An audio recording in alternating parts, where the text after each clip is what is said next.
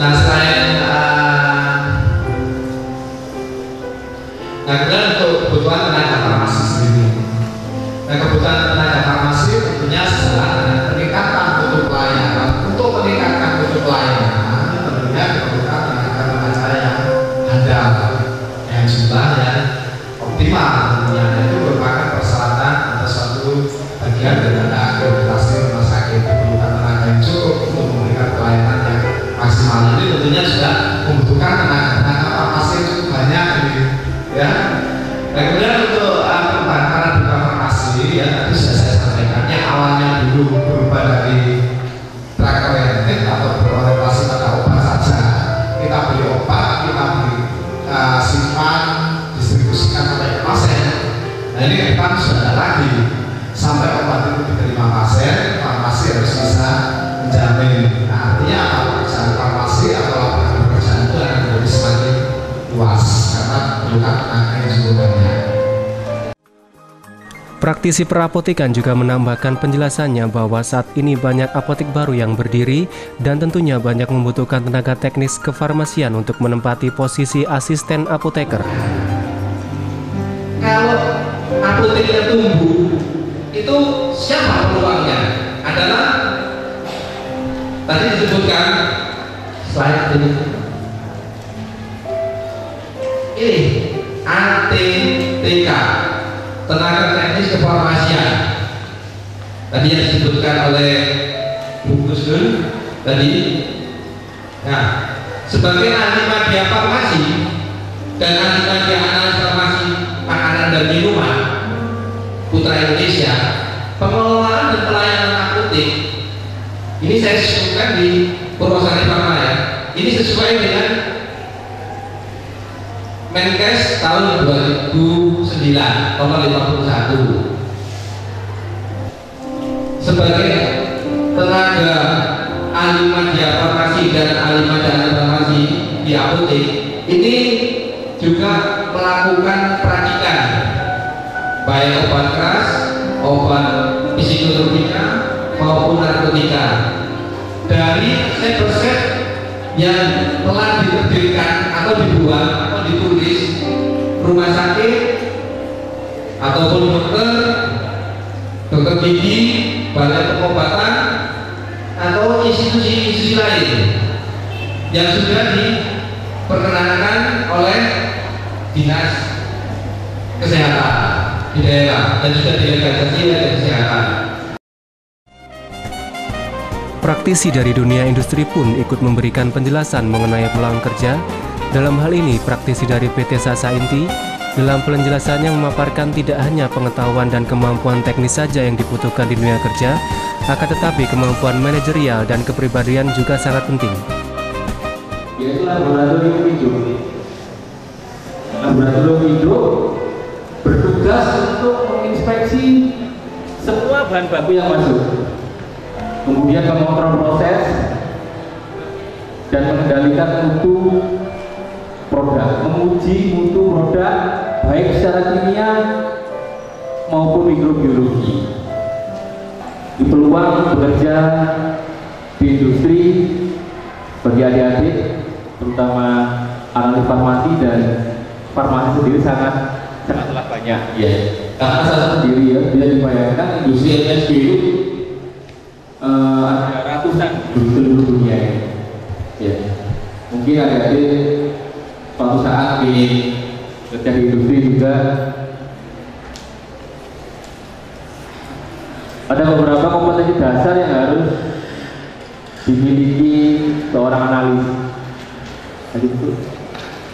Yang pertama, pengetahuan tentang kimia analitik, gravimetri, titrasi, dan lain sebagainya. Kemudian kimia organik, kimia fisika, biokimia, dan mikrobiologi. Semua ini menjadi satu, menjadi dasar kompetensi adik-adik sebelum bekerja di industri maupun di dunia usaha lainnya. Kemudian tak kalah pentingnya dengan kompetensi non teknis. Tak kalah pentingnya dengan kompetensi non teknis. Selain kompetensi teknis, adik-adik harus bisa memiliki kompetensi non teknis. Yang pertama, ketelitian. Seorang analis itu harus teliti. Tidak boleh berusaha-berusu, tekun, ya. Harus jujur dan bisa bekerjasama dengan baik. Dalam hal ini bekerjasama dalam hal yang positif, ya. Jadi kesempatan bekerja di dunia industri sangatlah banyak sekali. Kalau industri makanan di Indonesia juga berkembang dengan besar, ya.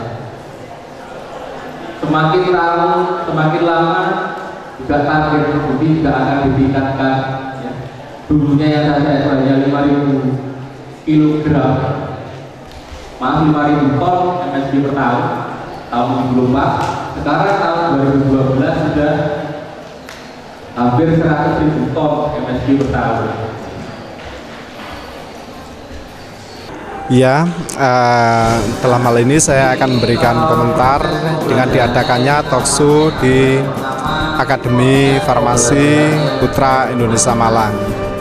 Dengan diadakannya talkshow ini, saya rasa memberikan manfaat yang luar biasa, terutama kepada calon mahasiswa farmasi, juga kepada orang tua, memberikan gambaran mengenai ruang lingkup pekerjaan farmasi untuk putra-putrinya yang akan menempuh pendidikan di Akademi Farmasi Putra Indonesia Malang. Nah, ini merupakan solusi bagaimana institusi menjembatani pentingan calon mahasiswa itu dengan dunia pekerjaan yang nanti akan diharapkan nanti akan didapat setelah lulus dari Akademi Farmasi ini. Barangkali itu yang bisa saya sampaikan, ya. Terima kasih. Ya, jadi acara talkshow yang diadakan oleh Yayasan Putra Indonesia ini sangat bagus sekali, sehingga calon mahasiswa yang akan mendaftar itu bisa mengetahui bidang apa nantinya yang akan digeluti, ya. Dan juga calon mahasiswa itu akan tahu peluang-peluangnya yang akan dia dapatkan kalau dia lulus dari Lembaga Pendidikan Putra Indonesia.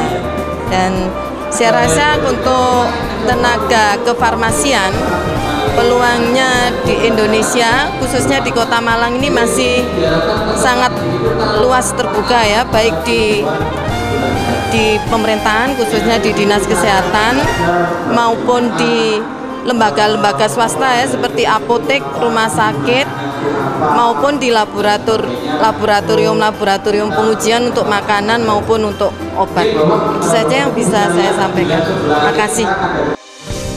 Praktisi psikologi pun memberikan pengarahan kepada peserta talkshow agar lebih selektif dalam menentukan pilihan yang menyangkut masa depan dan kebahagiaan peserta.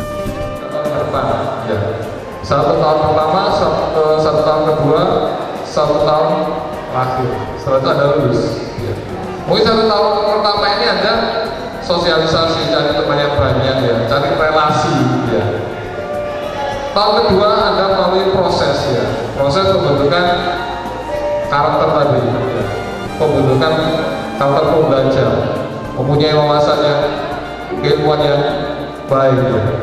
Di tahun ketiga ini Anda tinggal masa untuk menyelesaikan saja tugas-tugas akhir dan sebagainya.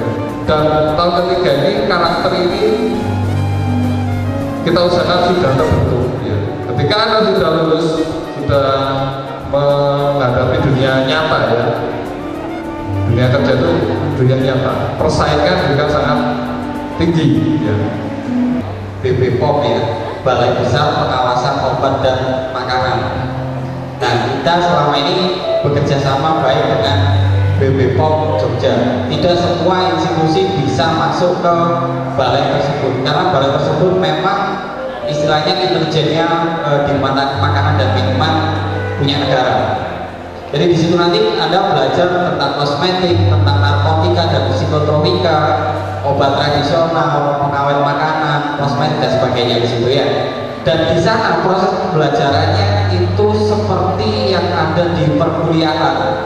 Jadi di perkuliahan telah disampaikan bagaimana belajar tentang analisis kosmetik atau seperti apa, itu kita sudah sampaikan di kegiatan perkuliahan. Ketika nanti di BPOM itu mahasiswa ketika terjun pertama kali mereka sudah punya bekal, sehingga nanti ketika di lapangan menganalisa bersama BPOM itu sudah ada bekalnya. Jadi mereka sudah siap, misalkan analisa kosmetik jenis lipstick, tolong analisis lipstick ini.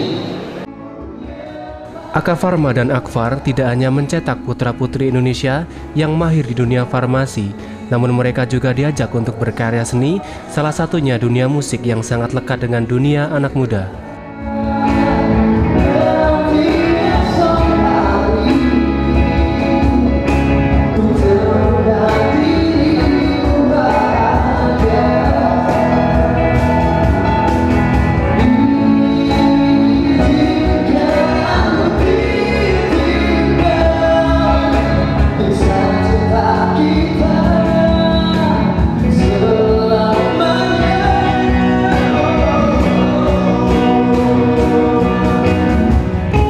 Di akhir acara diadakan sesi tanya jawab seputar kegiatan talk show. Ada banyak door prize yang dibagikan kepada peserta yang mengajukan pertanyaan kepada pemateri. Kalau di rumah sakit itu yang bisa kita kerjakan itu apa? Kan kebanyakan di rumah sakit itu kebanyakan dari apa gitu loh. Kalau kita kerja di rumah sakit, kita di bagian apa itu?